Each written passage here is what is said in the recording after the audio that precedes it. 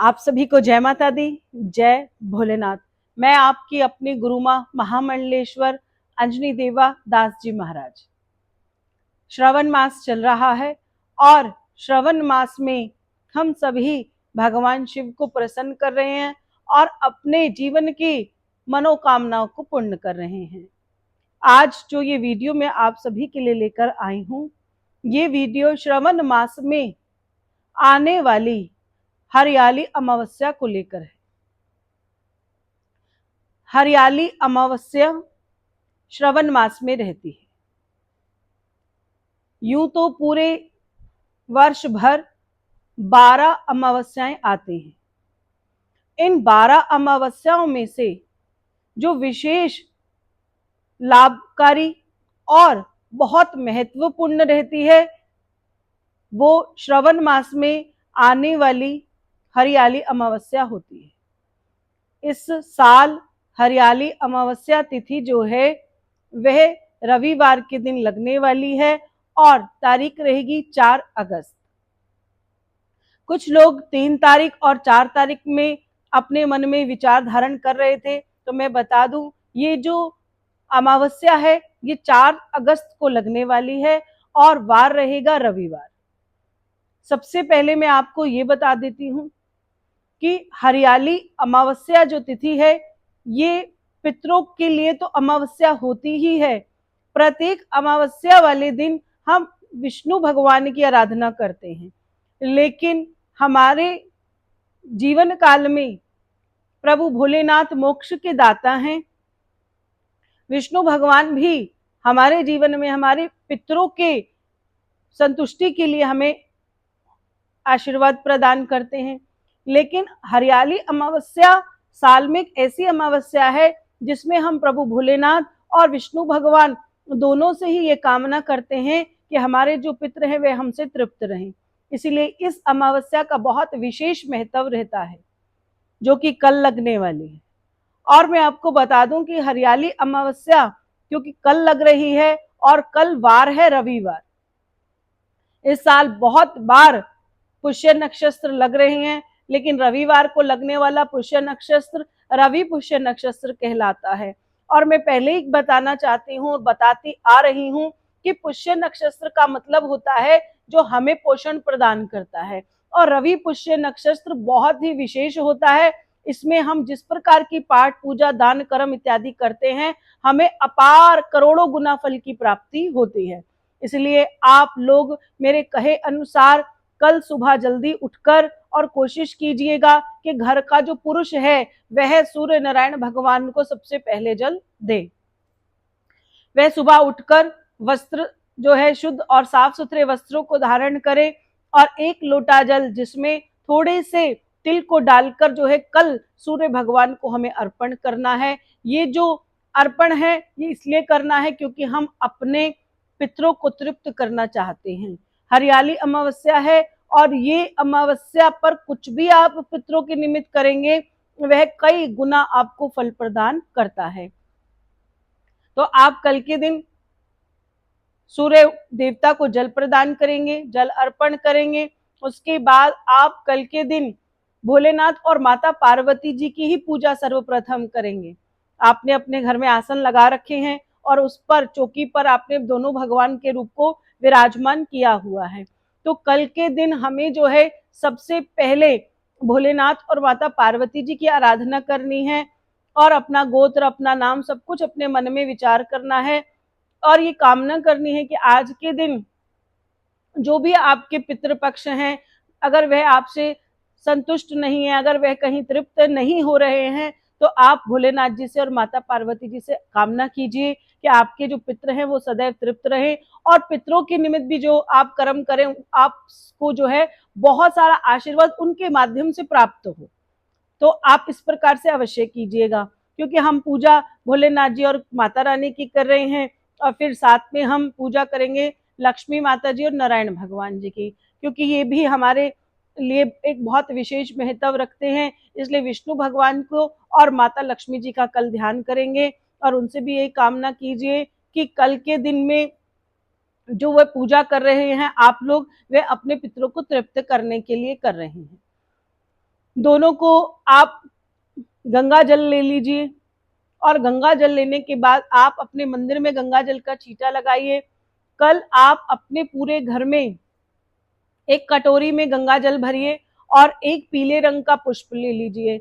वह गंगा जी का जो जल है वो फूल के माध्यम से आप पीला फूल पुष्प लेकर और पूरे घर में उसका खूब अच्छे से छिड़काव कीजिए। घर अगर बहुत बड़ा होता है तो विशेषकर हम लोग क्या करते हैं कि घर के कोनों के ऊपर पहले जल छिड़क लेते हैं।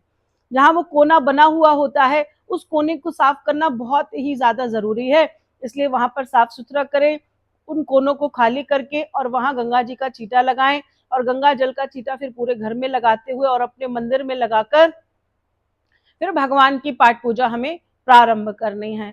भगवान जी के निमित्त हम देसी घी का दीपक लगाएंगे भोलेनाथ और माता पार्वती जी के समक्ष, और वहां बैठकर हम भगवान के मंत्र का उच्चारण करेंगे।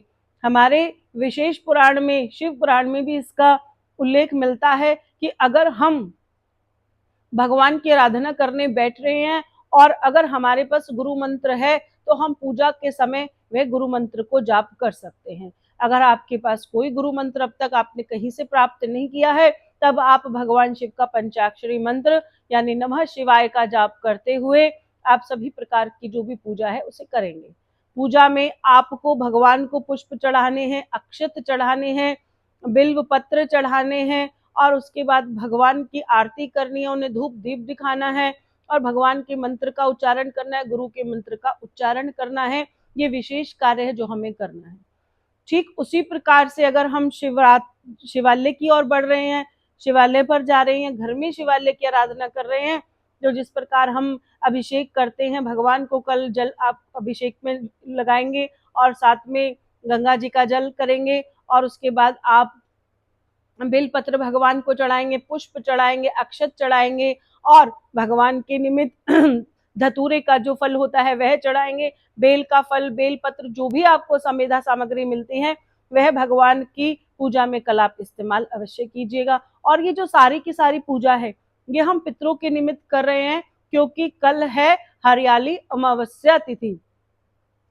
और कल के दिन आगे बात करते हैं कि पूजा आपने कर ली है, पूजा आप जब सुबह कर लेंगे उसके बाद आप जो है फिर आप बात करेंगे कि दान हम क्या कर सकते हैं।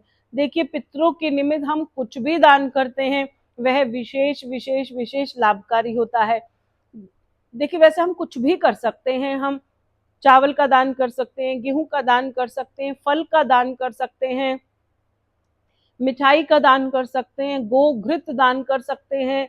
भगवान के निमित्त हम दूध, मिठाई, किसी भी प्रकार की वस्तु, लेकिन बड़ी बात यह है कि हमें दान कहाँ करना है, सेवा कहाँ करनी है। जहां पर व्यक्ति किसी अभाव में है, अभाव वाले स्थान पर अगर आप कुछ भी दक्षिणा दान रूप में देते हैं और वह सेवा के रूप में लगती है तो वही जो सेवा है आपके पितरों के निमित्त ये कार्य होते हैं। इसलिए आप किसी भी प्रकार का दान इत्यादि अपनी इच्छा अनुसार कर सकते हैं। अब हम बात करते हैं संध्या काल की।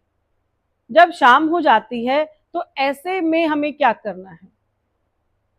जिन स्थान पर आपने बैठकर पूजा की, आपके घर की मंदिर की जो चौकी है आपने वहीं बैठकर आराधना की है, तो आप शाम के समय भी वहां पर एक दीपक अवश्य लगाएंगे। वह दीपक जो आप भगवान की आरती करेंगे, क्योंकि भोलेनाथ और माता पार्वती की है तो आप भोलेनाथ जी की आराधना करेंगे, उनको आरती करेंगे। वैसे भी विशेषकर अगर आप देखिए कि जब आप भोलेनाथ जी की आरती करते हैं तो आप उसमें 2 लाइन में आप समझ लीजिए हम बोलते हैं ओम जय शिव ओमकारा, ब्रह्मा विष्णु सदाशिव, इसी में ही सबका वास है। इसीलिए इसको केवल भोलेनाथ जी की नहीं, इसे सदाशिव की, इसे ब्रह्मा विष्णु महेश त्रिलोक में विराजमान त्रिदेव की यह आरती है। इसको कर कर हम ब्रह्मा जी, विष्णु और महेश तीनों को प्रसन्न करते हैं। अगर ये प्रसन्न है तो इनकी देवी शक्ति भी हमसे अवश्य प्रसन्न होगी। इसलिए आप कल के दिन में जो है आरती अवश्य कीजिएगा। आप सब कई बार आप हम लोग देखते हैं क्योंकि रविवार का जो दिन है वह पीपल की पूजा का नहीं होता। अब कल अमावस्या तिथि है, हरियाली अमावस्या है और हम कई बार अमावस्या का जो दीप है वे कहाँ लगवाते हैं? पीपल पर। लेकिन कल के दिन आप इसका विशेष विशेष ध्यान रखिएगा कि आपको पीपल पर ना तो जल चढ़ाना है और ना ही वहां आपको दीपक लगाना है। ठीक है, तो इसको याद में रखना है। अगर आप पीपल के पेड़ के पास जाते हैं और पीपल के पेड़ के पत्ते कहीं झड़कर आपको कोई साफ पत्ता फर्श पर गिरा हुआ मिल जाए तो आप कल के दिन वह पत्ता ले आइएगा। ठीक है, ये सभी के लिए है और इसे आप अपने जीवन के लिए उपयोगी समझकर इन कार्यों को आप करिए, क्योंकि कर्म जो होता है वही प्रधान है। देखिए, कितना भी आप ज्योतिषी कर लीजिए, कितना भी आप पत्रिका के अनुसार चल लीजिए, आप कुछ भी कीजिए, लेकिन जब तक आप कर्म नहीं करेंगे हमें एक फल की प्राप्ति नहीं होती है। कल के दिन आप एक पीपल का पत्ता लेकर आइए, दोपहर को लेकर आ जाइए, उसे घर आकर साफ कीजिए, गंगा जल का छींटा लगाइए और कल के दिन आप अपने पितरों के निमित्त 5 मिठाई लेकर पीपल के पत्ते के ऊपर रखकर उसे भगवान को अर्पण कीजिए, जिससे आपके जो पितर हैं वो पूर्ण रूप से तृप्त हो जाएंगे और हरियाली तीज जो है आपके घर में खूब सारी हरियाली और भगवान की कृपा के साथ पितरों का खूब सारा आशीर्वाद आपको प्राप्त होगा। अंतिम चरण में अगर हम आ रहे हैं हरियाली अमावस्या पर, इनमें से आप कुछ ऊपर कर रहे हैं, ये बहुत अच्छा है। नहीं तो शाम के समय आप 5 प्रकार के दीपक तैयार कीजिए, 5 मिट्टी के दीपक को बनाइए और उनके अंदर रुई की बाती लगाइए। उसके बाद सभी में घी भर लीजिए।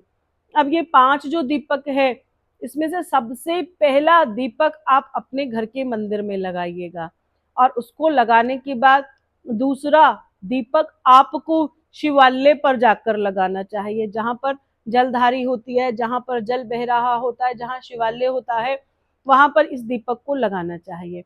2 दीपक हो गए। अब बारी आती है तीसरे दीपक की। तीसरा दीपक आपको लगाना है तुलसी के पास। ये तीसरा दीपक है, क्यों? क्योंकि कल पितरों के निमित्त कर रहे हैं और अभी क्या है कि आप पीपल के वृक्ष की पूजा नहीं कर सकते, तो इसलिए आप क्या करिएगा, एक तुलसी माता के पास जाकर अपने पितरों के निमित्त एक दीपक लगाइएगा। उसके बाद आपको क्या करना है? उसके बाद आपको एक दीपक जो है वह कहाँ लगाना है? घर के,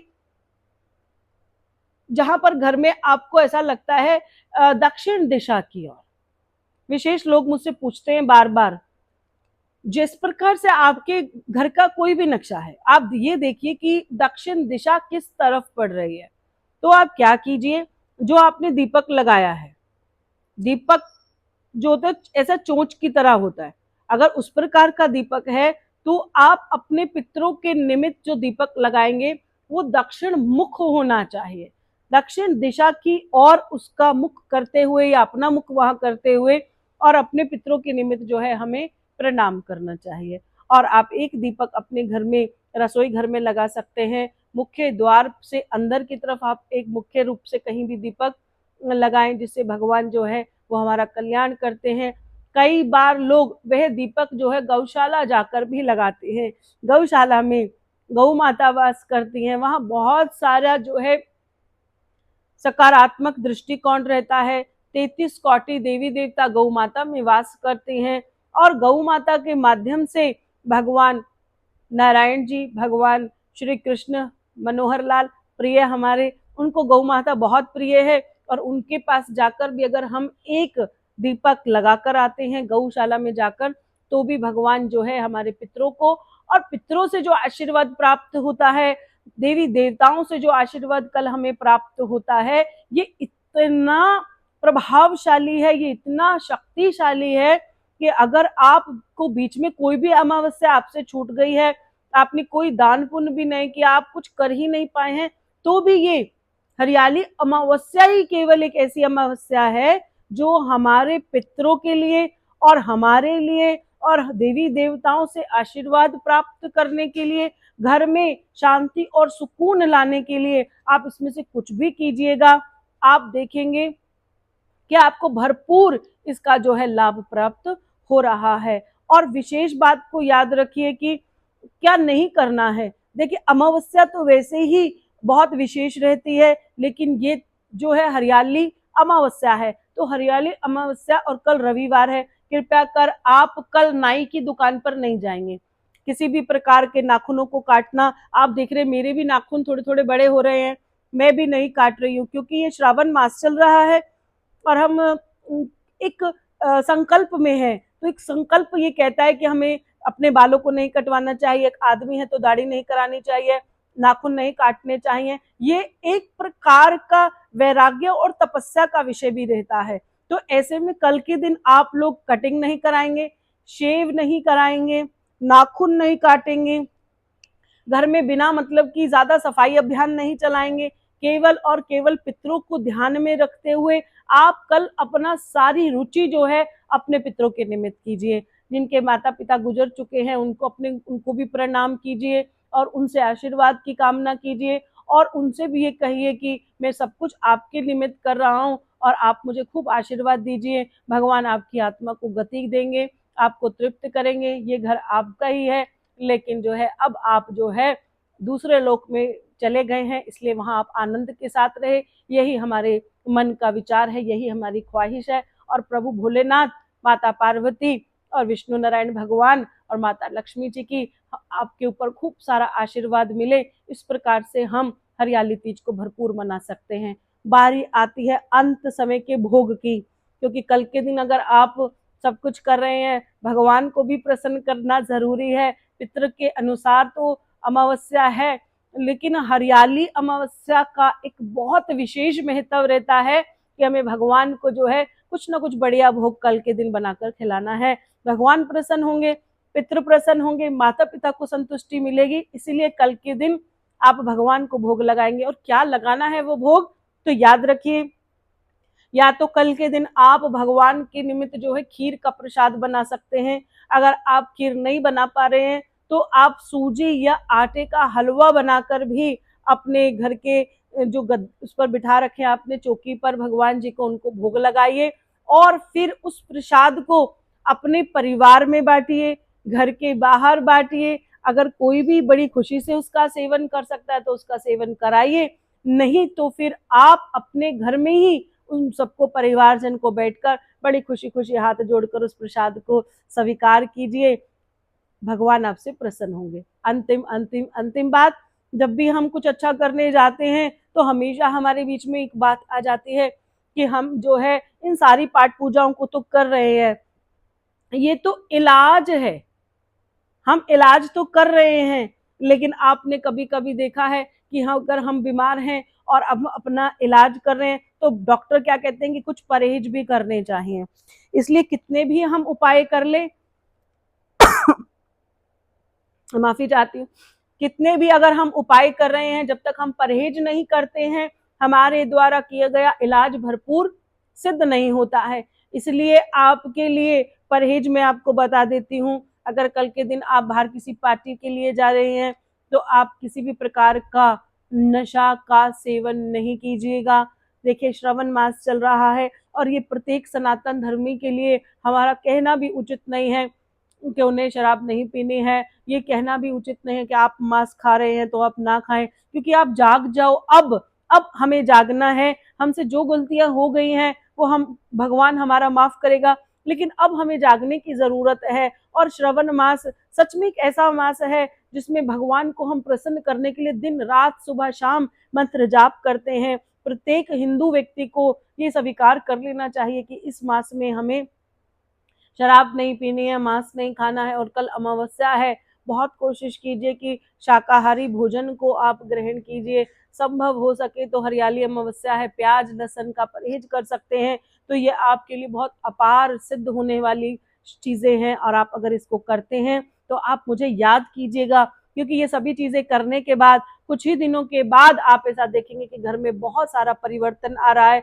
बहुत सारा सकारात्मक आपको ऊर्जा की प्राप्ति हो रही है। आशा करती हूँ ये वीडियो आपको पसंद आएगी। ये इसलिए पसंद आएगी क्योंकि जिसको तड़प है अपने देवी देवताओं को, अपने पितरों को प्रसन्न करने के लिए, ये जानकारी उनके लिए 100% सही है। वह इस काम को अवश्य कीजिए और अपने जीवन में खूब सारी खुशियों को प्राप्त कीजिए।